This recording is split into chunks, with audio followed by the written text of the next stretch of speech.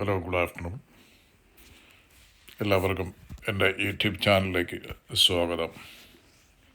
ഇന്ന് ഞാൻ നിങ്ങളുമായിട്ട് ഷെയർ ചെയ്യുന്ന വീഡിയോ ടവർ ഓഫ് ലണ്ടൻ. ഞാൻ എൻ്റെ താമസ സ്ഥലത്ത് നിന്നും ടവർ ഹിൽ എന്ന് പറയുന്ന സ്റ്റേഷനിൽ ട്രെയിൻ എടുത്ത് അവിടെ വന്നിറങ്ങി. ആ സ്റ്റേഷന് പുറത്തുള്ള കാഴ്ച ദൃശ്യങ്ങളാണ്. ഇന്ന് അല്പം മഴയുള്ള ദിവസമായിരുന്നു. ഇപ്പം തറയൊക്കെ ആളുകൾ കുടയൊക്കെ പിടിച്ചിരിക്കുന്ന അതുകൊണ്ടാണ്. തണുപ്പും അതുപോലെ തന്നെ ഒപ്പം ചെറിയ ചാറ്റൽ മഴയും ഉണ്ടായിരുന്നു.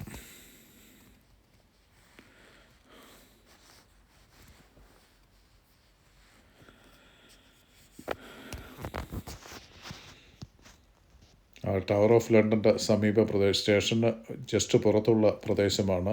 ആ ദൂരെ കാണുന്ന ആ ഒരു കെട്ടിടം, അതാണ് ടവർ ഓഫ് ലണ്ടൻ.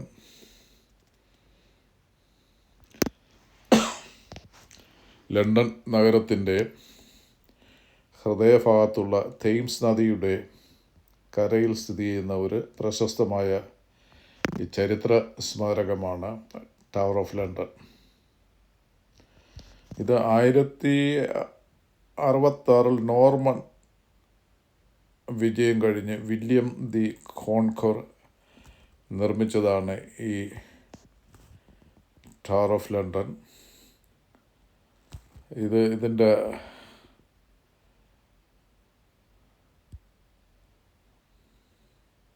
ഇപ്പോൾ ടൂറിസ്റ്റുകളൊക്കെ വരുന്നതാണ്. ആ സ്റ്റേഷനിൽ ഇറങ്ങിയിട്ട് അതൊരു UK ഒരു പ്രധാന ടൂറിസ്റ്റ് ഡെസ്റ്റിനേഷനാണ്. എല്ലാ ദിവസവും വെതർ കണ്ടീഷൻ എന്തായിരുന്നാലും യൂറോപ്പിൻ്റെ പല രാജ്യങ്ങളിൽ നിന്നും ആളുകൾ ഗൈഡുകളോടൊപ്പം വരികയും അവിടെ ഇവിടെ അവർ ബാച്ചുകളായിട്ടാണ് വരുന്നത്. കൂട്ടത്തോടെ നിന്നിട്ട് ഗൈഡ് അവർക്ക് ഓരോ കാര്യങ്ങൾ, അവിടുത്തെ ഹിസ്റ്റോറിക്കൽ ഇമ്പോർട്ടൻസ് ഒക്കെ എക്സ്പ്ലെയിൻ ചെയ്ത് കൊടുക്കുന്നുണ്ട്.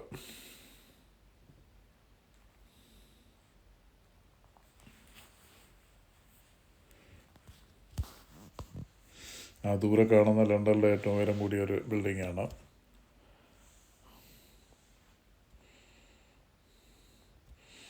സ്റ്റേഷനോട് തൊട്ട് ചേർന്നൊരു പാർക്കുണ്ട്.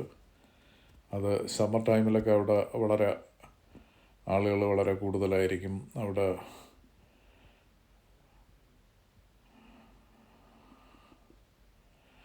ഇതാണ് ആ പാർക്ക്. ചെറിയ പാർക്കാണ്. സിറ്റിയുടെ മധ്യഭാഗത്ത് ഇത്രയും ഓപ്പൺ സ്പേസ് കിട്ടുക വളരെ റെയറായിട്ടാണ്. അവിടെ ആളുകൾക്ക് വന്ന് ഇരിക്കാനും കുറച്ച് റിലാക്സ് ചെയ്യുന്നതിനൊക്കെ ഉള്ളൊരു സ്പേസാണത്.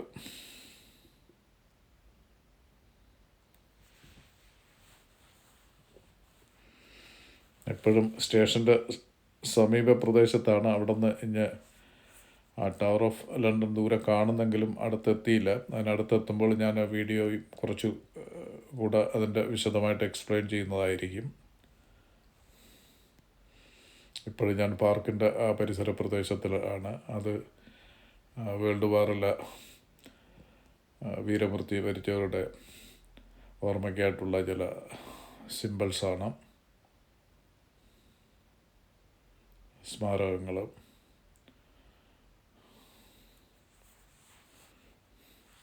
വരുന്ന ടൂറിസ്റ്റുകളൊക്കെ ഈ പക്ഷികളെ ഫീഡ് ചെയ്യും. അതാണ് എപ്പോഴും അവിടെ ഈ പ്രാവുകളും അണ്ണാനുമൊക്കെ അവിടെ ഒക്കെ മനുഷ്യർ നിൽക്കുന്നതിനടുത്ത് തന്നെ അവരും അവിടെ നിന്ന് ആഹാരങ്ങളൊക്കെ കൊത്തി പറക്കുന്നത്. ഇത് ആ സ്റ്റേഷനിൽ നിന്നിറങ്ങി ഉള്ള സിഗ്നലാണ്. ഇവിടെ ക്രോസ് ചെയ്ത് പുറത്ത് പോകുമ്പോഴാണ് tower of London.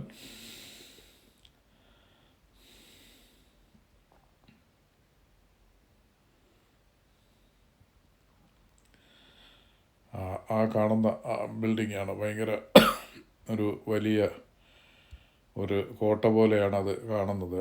Tower of London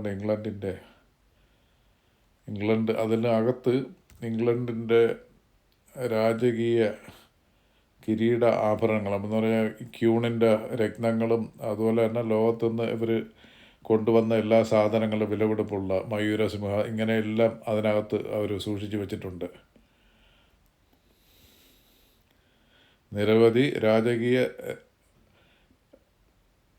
രാഷ്ട്രീയ തടവുകാരെ ഇവിടെ തടവിലാക്കുക. അത് കൊട്ടാരമായിരുന്നു, പിന്നെ അതൊരു ജയിലായിട്ട് തടവുകാരെ കൊണ്ട് പാർപ്പിക്കുന്ന ഒരു സ്ഥലമായിട്ട് അവർ കുറച്ച് നാൾ ഉപയോഗിച്ച്. അതുപോലെ തന്നെ ആ കോട്ടയ്ക്കുള്ളിൽ അല്ലെങ്കിൽ ടവർ ഓഫ് ലണ്ടനിനുള്ളിൽ അവർ ആയി കാണുന്നതാണ്. ഇത് വധശിക്ഷ ചില തടവുകാരെയൊക്കെ കൊണ്ടുവന്ന് അതിനകത്ത് ഇങ്ങനെയുള്ള വധശിക്ഷയൊക്കെ നടത്തുകയും ചെയ്തിട്ടുണ്ട്. ഇതിന് പ്രത്യേക ഒരു സൂക്ഷിക്കുന്നതിനൊരു അല്ലെങ്കിൽ ഇതിൻ്റെ സെക്യൂരിറ്റി ഒരു പ്രത്യേക വിഭാഗക്കാരാണ്.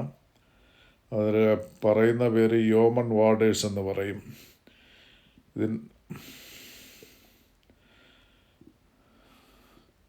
ഇവിടെ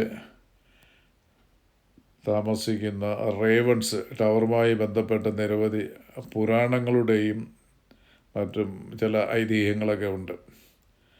ഇന്ന് ടവർ ഓഫ് ലണ്ടൻ ഒരു പ്രധാന വിനോദസഞ്ചാര കേന്ദ്രമാണ്. കേന്ദ്രവും യുനെസ്കോയുടെ ലോക പൈതൃക സ്മാരകവുമാണ്.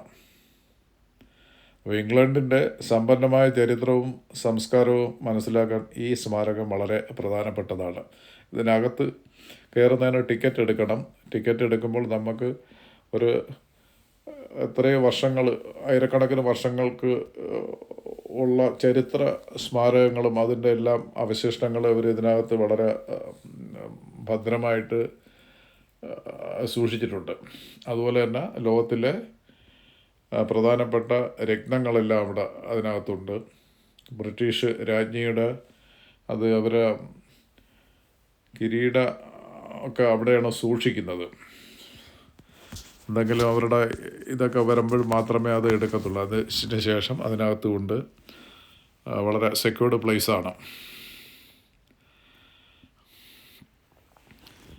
അപ്പം ഈ തേംസ് റിവറിൻ്റെ കുറുകെയാണ് ലണ്ടൻ ബ്രിഡ്ജ് ഉള്ളത്. അപ്പോൾ അടുത്ത വീഡിയോയിൽ ഞാൻ ലണ്ടൻ ബ്രിഡ്ജിനെ കുറിച്ചുള്ള ഒരു വീഡിയോ ചെയ്യുന്നതാണ്. അപ്പോൾ ഈ വീഡിയോ നിങ്ങൾക്ക് ഇഷ്ടപ്പെട്ടെങ്കിൽ ലൈക്ക് ചെയ്യുക, നിങ്ങളുടെ ഫ്രണ്ട്സുകളുമായിട്ട് ഷെയർ ചെയ്യുക.